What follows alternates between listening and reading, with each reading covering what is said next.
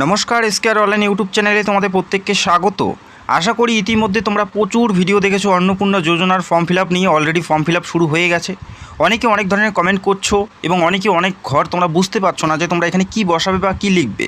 তো ভিডিওটি দেখো, প্রত্যেকটা বিষয় স্টেপ বাই স্টেপ জানাচ্ছি। এখানে প্রতিটি ঘরেই বাধ্যতামূলক অর্থাৎ ফিল আপ করতেই হবে।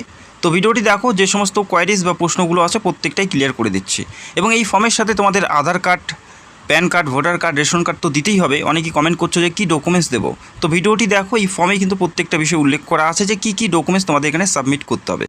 তো প্রথমেই তোমরা দেখতে পাচ্ছ পারিবারিক পরিচয়, যেখানে প্রথমেই তোমাদের উল্লেখ করতে হবে পরিবারের প্রধানের নাম, হেড অফ দ্য ফ্যামিলি।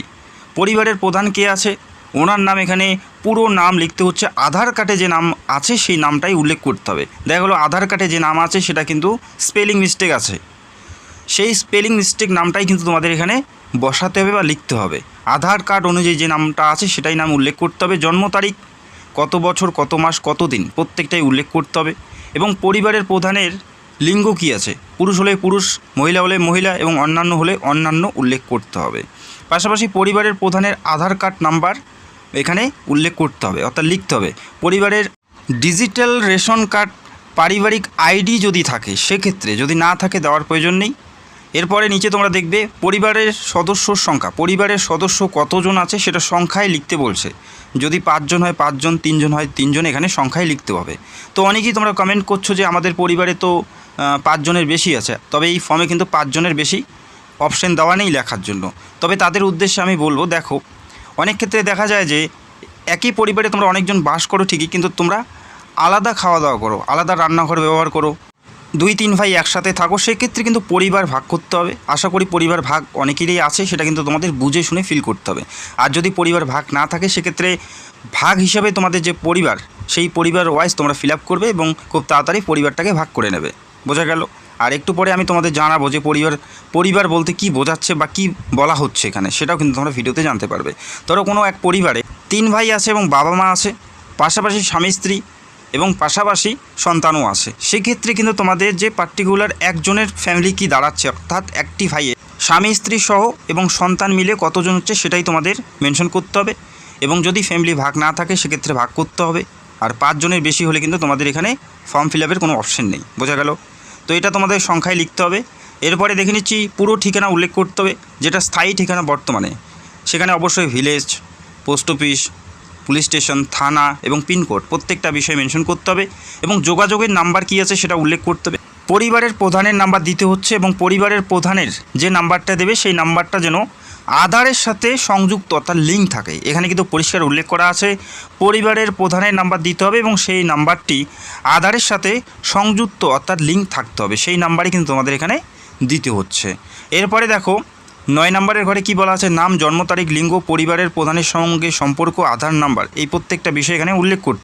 এখানে তোমাদের ফ্যামিলিতে কতজন সদস্য আছে সেই সদস্যগুলো কিন্তু 1 থেকে 5 পর্যন্ত তোমাদের মেনশন করতে হবে। নাম, জন্ম তারিখ, লিঙ্গ, পরিবারের প্রধানের সঙ্গে সম্পর্ক কী আছে, সদস্য 1 যে নামটা লিখছো বা উল্লেখ করছো সেই জন সদস্য 1 পরিবারের প্রধানের সাথে কী সম্পর্ক বজায় রাখে অর্থাৎ কী সম্পর্কে আছে সেটা কিন্তু উল্লেখ করতে হবে এবং আধার কার্ড নাম্বার উল্লেখ করতে হবে। এবং যারা এই অন্নপূর্ণা ভাণ্ডারের জন্য অ্যাপ্লাই করছে পরিবারের, সেই পরিবারের সদস্য 1 নাকি সদস্য 2 এই অন্নপূর্ণা ভাণ্ডারের জন্য অ্যাপ্লাই করছে সেটা কিন্তু এখানে হ্যাঁ করতে হবে। যে অ্যাপ্লাই করছে সেটা কিন্তু সাইডে তোমরা বক্স দেখতে পাচ্ছ, সেখানে কিন্তু হ্যাঁ করতে হবে। ঠিক একইভাবে সদস্য 2 নাম, জন্ম তারিখ, আধার নাম্বার, লিঙ্গ প্রত্যেকটা বিষয় মেনশন করতে হবে। তো তোমাদের ফ্যামিলিতে কতজন আছে সেই হিসাবে তোমাদের এখানে ফিল করতে হবে, যেখানে 1 থেকে 5 জনের নামই তোমরা দেখতে পারবে। তো এইভাবে তোমাদের ফ্যামিলিটা ফিল করতে হবে। 1 থেকে 5 পর্যন্ত যতজন আছে সেভাবে তোমাদের ফিল করতে হবে এবং যে হিসাবে তোমরা 1, 2, 3 সদস্যর নাম লিখবে সেভাবে কিন্তু পরবর্তী ফর্মগুলো তোমাদের ফিল করতে হবে। তো এগুলো কিন্তু মাথায় রেখে তোমাদের ফিল করতে হবে। এখানে মিস্টেক হলে বা কোনো ঘর বাদ গেলে ফর্মটা কিন্তু পুরোপুরি বাতিল হবে। এরপরে দেখো পরিবারের প্রধান এবং পারিবারিক সকল প্রাপ্ত বয়স্কের ব্যাঙ্ক অ্যাকাউন্ট নাম্বার এখানে উল্লেখ করতে হবে। তো প্রথমে থাকবে হেড অফ দ্য ফ্যামিলি অর্থাৎ প্রধানের নাম, প্রধানের যে ব্যাঙ্ক, কোন ব্যাঙ্কে অ্যাকাউন্ট আছে সেটা উল্লেখ করতে হবে, ব্যাংকের অ্যাকাউন্ট নাম্বার, পাশাপাশি IFSC কোড কিন্তু উল্লেখ করতে হবে। আর যে অ্যাকাউন্ট নাম্বার দেবে সেটা কিন্তু ডিবিটি যুক্ত থাকতে হবে অর্থাৎ আধারের সাথে ডিবিটি করা থাকতে হবে প্রত্যেকটা মেম্বারের ক্ষেত্রে। সদস্য 1-এর যে নাম দিয়েছো সেই সদস্য 1-এর ব্যাংকের নাম, অ্যাকাউন্ট নাম্বার এবং IFSC কোড উল্লেখ করতে হবে। ঠিক একইভাবে ঠিক একইভাবে সদস্য 1 2 3 4 5 পর্যন্ত তোমরা দেখতে পারবে। তো এগুলো ফিল করে নেবে। এরপরে দেখে নাও, এরপরে বলা আছে এপিক অর্থাৎ ভোটার আই কার্ড নাম্বার এখানে চাওয়া হয়েছে। প্রথমে থাকবে হেড অফ দ্য ফ্যামিলি অর্থাৎ পরিবারের প্রধানের epic number, voter I card number, বিধানসভা ক্ষেত্র এবং অংশ উল্লেখ করতে হবে। ঠিক একইভাবে সদস্য 1-এর যে নাম দিয়েছো সেই ব্যক্তির এপিক নাম্বার কী আছে এবং বিধানসভা ক্ষেত্র এবং অংশ কী আছে প্রত্যেকটা 1 থেকে 5 পর্যন্ত যতজন ফ্যামিলি মেম্বার নাম দিয়েছো সেই হিসাবে তোমাদের এখানে ফিল করতে হবে। এরপরে দেখো বিভাগ অর্থাৎ ক্যাটাগরি তোমাদের উল্লেখ করতে হচ্ছে, অর্থাৎ তোমরা কোন ক্যাটাগরি থেকে বিলং করো। ইউআর হলে ইউআর ইডব্লিউএস হলে সেটা তোমাদের এখানে টিকমার্ক করতে হবে। এসসি কাস্ট যারা আছো, তপশিলি জাতি, এসসিতে তোমাদের টিকমার্ক দিতে হবে। যারা এসটি প্রার্থী রয়েছো, তপশিলি উপজাতি তোমাদের সিলেক্ট করতে হবে। তো এইভাবে ফিল করতে হবে। এরপরে দেখে নিচ্ছি এরপরে আর কি বলা আছে। আর অবশ্যই ভিডিওতে একটি লাইক করে দেবে আর ভিডিওটা অবশ্যই শেয়ার করবে। এরপরে দেখো, এরপরে বলা আছে তোমাদের রেশন কার্ডের তথ্য চাওয়া হয়েছে। আপনার কি ডিজিটাল রেশন কার্ড আছে কি না সেটা জানতে চাওয়া হয়েছে। হ্যাঁ থাকলে হ্যাঁ করবে, না থাকলে না করবে। এবং যদি হ্যাঁ হয় সেক্ষেত্রে তোমাদের কার্ডের ধরন কি, AA, PHH, SPHH অথবা RKS1 অথবা RKS1-2 বা ভর্তুকিহীন কোন কার্ড তোমাদের আছে ডিজিটাল সেটা কিন্তু এখানে মেনশন করতে হবে বা টিক করতে হবে। বোঝা গেল। এরপরে বলা আছে 3 নম্বরের ঘরে দেখো পরিবারটি রেশন দোকান থেকে মাসিক রেশন তুলছে কি না সেটা কিন্তু এখানে হ্যাঁ অথবা না করে দিতে হবে। যদি তোমরা তোলো সেক্ষেত্রে হ্যাঁ করবে, না তুললে না করে দেবে। এরপরে বলা আছে দেখো বাড়ির ধরন। এরপরে দেখো বাড়ির ধরন, আপনার বাড়িতে কি তিনটের বেশি পাকা ঘর আছে কি না। যদি হ্যাঁ থাকে হ্যাঁ করবে, না থাকলে না করবে। এবং পারিবারিক জমির মালিকানা যদি থাকে সেক্ষেত্রে হ্যাঁ, আর যদি না থাকে সেক্ষেত্রে না। এবং জমির কিন্তু নথি তোমাদের জমা করতে হচ্ছে, পাশাপাশি জমির রেকর্ড। তো যে ডকুমেন্টগুলো একটু আগে জানালাম, Aadhaar card, PAN card, voter card, ration card, পাশাপাশি জমির রেকর্ডও কিন্তু তোমাদের এখানে জমা করতে হচ্ছে। এরপরে দেখো পরিবারের সকল সদস্যের মোট জমির পরিমাণ সেটা শতকের আকারে এখানে উল্লেখ করতে হবে। ধরো কোনো এক পরিবারে 3 জন আছে, 3 জনের মোট জমির পরিমাণ কত সেটা উল্লেখ করতে হবে। কারো বেশি কারো কম সেটা কিন্তু দেখা হচ্ছে না, যে মোট কতটা আছে সেটা এখানে শতকের আকারে প্রকাশ করতে হবে। আর যদি এমন দেখা যায় যে ফ্যামিলি হেড অফ দ্য ফ্যামিলির তারই নামে জমি আছে, বাকি কারো নামে জমি নেই, সেক্ষেত্রে যতটা আছে সেটাই কিন্তু, অর্থাৎ মোট জমির পরিমাণ কিন্তু চাওয়া হয়েছে। বোঝা গেল। এরপরে দেখো অবাণিজ্যিক কোনো মোটর চালিত 4 চাকা গাড়ি আছে কিনা, অর্থাৎ প্রাইভেট কোনো গাড়ি আছে কিনা সেটা কিন্তু উল্লেখ করতে হবে। যদি থাকে হ্যাঁ করবে, না থাকলে না করবে। যদি হ্যাঁ হয় সেক্ষেত্রে গাড়ির সংখ্যা উল্লেখ করতে হবে। একটি গাড়ি হলে একটি, দুটি হলে দুটি, এবং গাড়ির রেজিস্ট্রেশন নাম্বার তোমাদের এখানে দিতে হবে। গাড়ি, জিপ, ট্রাক্টর যদি থাকে সেক্ষেত্রে মডেল নাম্বারও কিন্তু এখানে উল্লেখ করার কথা বলা আছে। এরপরে দেখো এরপরে বলা আছে পারিবারিক ভিত্তিক সদস্যের স্বাস্থ্য বিমা আছে কিনা সেটা কিন্তু এখানে মেনশন করতে হবে। পারিবারিক ভিত্তিক সদস্যের স্বাস্থ্য বিমা আছে কিনা সেটা উল্লেখ করতে হবে। যদি থাকে হ্যাঁ করবে, আর যদি থাকে সেক্ষেত্রে সেই স্বাস্থ্য বিমার প্রত্যেকটা ডিটেলস এখানে উল্লেখ করতে হবে, সেটা সরকারি না বেসরকারি, এবং প্রিমিয়ামের বিবরণ উল্লেখ করতে হবে। আর যদি না থাকে সেক্ষেত্রে না করে দেবে।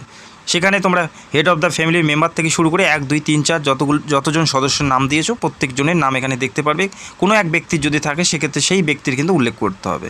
এরপরে দেখো কোনো সদস্য কি আয়কর বা পেশাগত কর প্রদান করেন এটা কিন্তু উল্লেখ করতে হবে। যদি হ্যাঁ হয় সেক্ষেত্রে হ্যাঁ, আর যদি না হয় সেক্ষেত্রে না করে দেবে।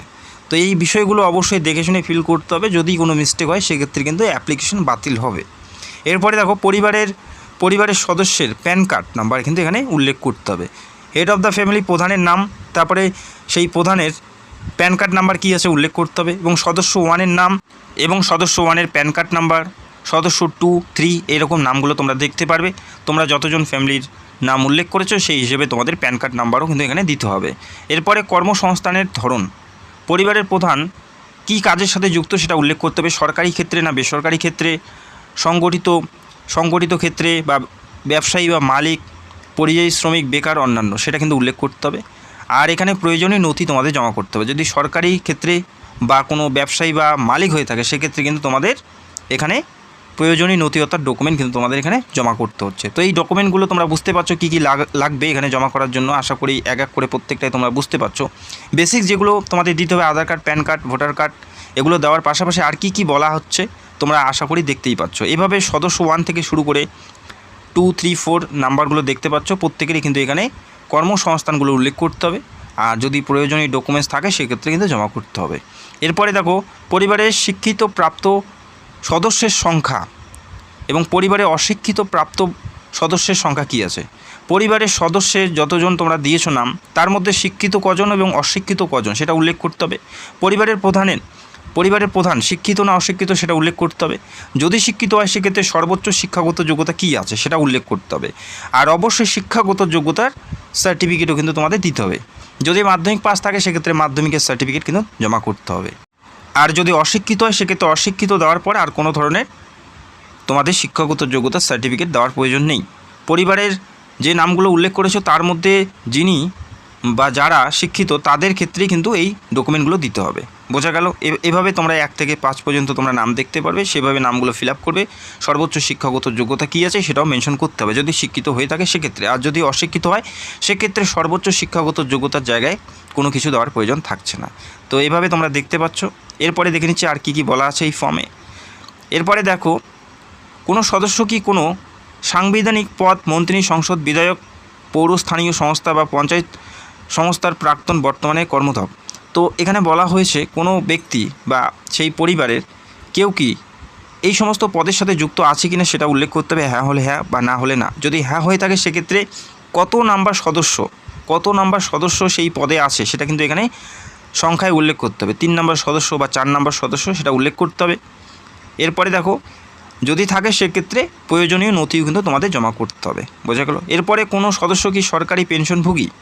যদি হ্যাঁ হয়ে থাকে হ্যাঁ করবে, না হলে না করবে। আর যদি হ্যাঁ হয় সেক্ষেত্রে কত নাম্বার সদস্য পেনশন পাচ্ছে সেটা উল্লেখ করতে হবে এবং প্রয়োজনীয় তোমাদের পেনশনের স্লিপ তোমাদের জমা করতে হবে এই ফর্মের সাথে। বোঝা গেল? এরপরে দেখো, কোনো সদস্য জিএসটির অধীনে নিবন্ধী আছে কি না সেটা কিন্তু উল্লেখ করতে হবে। যদি হ্যাঁ হয় সেক্ষেত্রে হ্যাঁ করবে এবং হ্যাঁ থাকলে অবশ্যই জিএসটিএন তোমাদের জমা করতে হবে এই ফর্মের সাথে। বোঝা গেল? এরপরে দেখো, পরিবারের মোট বার্ষিক আয় কত? পরিবারের মোট বার্ষিক আয় বলা হয়েছে, অর্থাৎ যে সদস্যগুলোর নাম উল্লেখ করেছো 4 জন, 5 জন, 2 জন, 3 জন, টোটাল সেই 3 জনের মোট বছরে আয় কত করছে, কত ইনকাম করছে বছরে, সেটা কিন্তু মোট সেটা তোমাদের এখানে বসিয়ে দিতে হবে। এরপরে দেখো, অন্যান্য পরিচয় নথি, যদি কোনো প্রার্থী সিএএতে আবেদন করে থাকে সেক্ষেত্রে সেই অবস্থা এখানে মেনশন করতে হবে। যদি প্রয়োজন নেই সেক্ষেত্রে প্রয়োজন নয় করে দেবে, প্রযোজ্য নয় করে দেবে। আর যদি প্রয়োজন থাকে সেক্ষেত্রে এখানে তোমাদের প্রত্যেকটা ডিটেলস ফিল করতে হবে। ইস্যু করা হয়েছে সার্টিফিকেট নাম্বার কী আছে প্রত্যেকটা বিষয়। আর যদি না থাকে প্রযোজ্য না করে দেবে। ঠিক আছে? এরপরে দেখো, যে পরিবারের নামগুলো দিয়েছো সদস্যর নামগুলো, সেই সদস্যর মধ্যে কাদের কোন কোন স্কিমের আওতায় তারা রয়েছে সেটা কিন্তু মেনশন করতে হবে। যেমন কিষাণ ক্রেডিট কার্ড থেকে শুরু করে শিল্প ক্রেডিট কার্ড বা শিক্ষার্থী ক্রেডিট কার্ড, এই ধরনের কোনো স্কিমের আওতায় যারা রয়েছে সেক্ষেত্রে এখানে মেনশন করতে হবে নাম্বার, আইডি সংখ্যা এবং এখানে কত তারিখে ইস্যু করা হয়েছে সেটাও কিন্তু এখানে মেনশন করতে হবে। আর অবশ্যই সেই যে বিবরণ তোমাদের দিতে হবে। বোঝা গেল? যদি দেখা যাচ্ছে সদস্য 1 সেক্ষেত্রে সদস্য 1ই দিতে হবে। যদি কেউই পাচ্ছে না সেক্ষেত্রে কারোই নাম এখানে উল্লেখ করার প্রয়োজন নেই। এবং যদি 2026-এ এসআইআরে কারো নাম বাদ পড়ে, ট্রাইব্যুনালে যদি বিচারাধীন থাকে সেক্ষেত্রে এখানে হ্যাঁ করবে, হ্যাঁ করলে মামলার বিবরণ দিতে হবে। আর যদি প্রযোজ্য নাতে ক্লিক করে দেবে। তো এভাবে 1 থেকে 5 পর্যন্ত তোমরা সদস্যর নাম দেখতে পারবে। যে নামগুলো উল্লেখ করেছে সেই নামগুলো তোমাদের দেখে প্রত্যেকটা ডিটেলস তোমাদের ফিল করতে হবে। এরপরে দেখো, বাড়ির শিশুদের ডিটেলস কিন্তু দিতে হচ্ছে। যাদের বাড়িতে শিশু আছে, যাদের পরিবারে শিশু আছে, সেই শিশুর ডিটেলস এখানে ফিল করতে হবে। যদি না থাকে দেওয়ার প্রয়োজন থাকছে না। এখানে দেখো, শিশু সদস্য 1, শিশুর নাম, কোন শ্রেণীতে পড়ে, কোন বিদ্যালয়ে পড়ে এবং বিদ্যালয়ের ধরন সেটা সরকারি নাকি বেসরকারি সেটা কিন্তু মেনশন করতে হবে। তো এভাবে তোমরা দেখতে পারবে। কোনো পরিবারে যদি একটি শিশু থাকে শিশু 1-এ ফ্লিপ করে দেবে। যদি একাধিক শিশু থাকে সেক্ষেত্রে তোমরা 1, 2, 3 করে নাম্বার দেখতে পারবে। এবং দেখো, শিশুদের টিকাকরণের বর্তমান অবস্থা, যদি টিকাকরণ কমপ্লিট হয়েছে বা শুরু হয়েছে সেক্ষেত্রে তোমাদের এখানে টিক করে দিতে হবে। যদি টিকাকরণ হয়নি সেক্ষেত্রে এখানে না করে দেবে। আর এখানে কিন্তু বিবরণ তোমাদের জানানোর কথা উল্লেখ করা হয়েছে, অর্থাৎ কী কারণে দেওয়া হয়নি এখানে কিন্তু পরিষ্কার এখানে উল্লেখ করতে হবে। 1 থেকে 2, 3 এইরকম শিশুর নাম তোমরা সদস্যের সংখ্যা দেখতে পারবে। ঠিক একইভাবে কোন শিশুর টিকাকরণ হচ্ছে কি না সেটা কিন্তু তোমাদের এখানে মেনশন করতে বলা হচ্ছে। এরপরে দেখে নিচ্ছি এরপরে কি বলা আছে। এরপরে দেখো, আপনি কি কোনো সরকারি প্রকল্পের সুবিধা ডিবিটির মাধ্যমে পাচ্ছেন কি না, বর্তমানে কি কোনো ডিবিটির মাধ্যমে কোনো সুবিধা পাচ্ছেন কি না সেটা কিন্তু মেনশন করতে হবে। যদি পেয়ে থাকে, ফ্যামিলিতে যদি কোনো এক সদস্য পেয়ে থাকে সেক্ষেত্রে হ্যাঁ করবে এবং প্রকল্পের নাম উল্লেখ করতে হবে। এবং দেখা গেল পরিবারের প্রত্যেকজনেই কোনো না কোনো স্কিমের আওতায় আছে, যেটা সরকারের মাধ্যমে ডিবিটির মাধ্যমে টাকা দেওয়া হচ্ছে। সেক্ষেত্রে প্রত্যেক জনের নামই কিন্তু এখানে হ্যাঁ করতে হবে এবং প্রকল্পের নাম উল্লেখ করতে হবে। যদি কেউই পাচ্ছে না সেক্ষেত্রে না করে দেবে, বা একজন যদি পায় সেক্ষেত্রে একজনের নামই কিন্তু এখানে মেনশন করতে হবে। তো দেখে শুনে তোমাদের ফিল করতে হবে, কেননা একটি গুরুত্বপূর্ণ ফর্ম, যেখানে 12 পৃষ্ঠার ফর্ম। তো একটা বড় ফর্ম, যথেষ্ট সময় নিয়ে ভালো করে তোমাদের ফিল করতে হবে।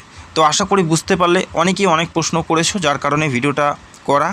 তাতেও যদি কোনো সমস্যা থাকে অবশ্যই তোমরা কমেন্ট করে জানাবে। আর অনলাইন খুব তাড়াতাড়ি শুরু হবে, অনলাইন শুরু হলেই আমি ভিডিও করে আবারও স্টেপ বাই স্টেপ তোমাদের অনলাইন প্রসেসটা দেখাবো। এখানে দেখো বলা আছে, আমি এই মর্মে ঘোষণা করছি যে উপরে প্রদত্ত তথ্য আমার জ্ঞান এবং বিশ্বাস অনুযায়ী সত্য এবং প্রযোজ্য। আমি সকল উল্লিখিত কোনো মানদণ্ড বাদ দেইনি। আমি অবগত যে আমার প্রদত্ত কোনো তথ্য মিথ্যা প্রমাণিত হলে আমার সামাজিক সুরক্ষা সংক্রান্ত সুবিধাসমূহ বন্ধ হয়ে যেতে পারে। এখানে সহমতে টিকমার্ক করার পরে হেড অফ দ্য ফ্যামিলির এখানে সিগনেচার করতে হবে। তো আশা করি বুঝতে পারলে। আর এখানে এটা উল্লেখ করা আছে, দেখো, পরিবার বলতে এমন একটি দল বা ব্যক্তিকে বোঝায় যারা সাধারণত একসাথে বসবাস করেন এবং একই রান্নাঘর থেকে খাবার গ্রহণ করেন, সেটাই কিন্তু পরিবার। যদি একটি পরিবারের জয়েন্ট ফ্যামিলিতে তোমরা বসবাস করো, তবে তোমরা আলাদা রান্নাঘর ব্যবহার করো বা আলাদা খাও, সেক্ষেত্রে কিন্তু আলাদা ফ্যামিলি কিন্তু তোমাদের মেনশন করতে হবে। আমি প্রথমেই তোমাদের জানিয়েছি। তো আশা করি বুঝতে পারলে। আর নিচের অংশটুকু সরকারি ফিলের জন্য, সেটা তোমাদের ছেড়ে দিতে হবে। এবং অনলাইন শুরু হলে আমি খুব তাড়াতাড়ি অনলাইন প্রসেস নিয়ে ভিডিও করব। আর ভিডিওটি দেখার জন্য অসংখ্য ধন্যবাদ। যদি কোনো জায়গাতে তোমাদের সমস্যা হচ্ছে কমেন্ট করবে, আমি অবশ্যই হেল্প করার চেষ্টা করব। চ্যানেলটাকে সাবস্ক্রাইব করে রাখবে যারা নতুন দর্শক। তো ভিডিওটি দেখার জন্য অসংখ্য ধন্যবাদ। Thank you so much.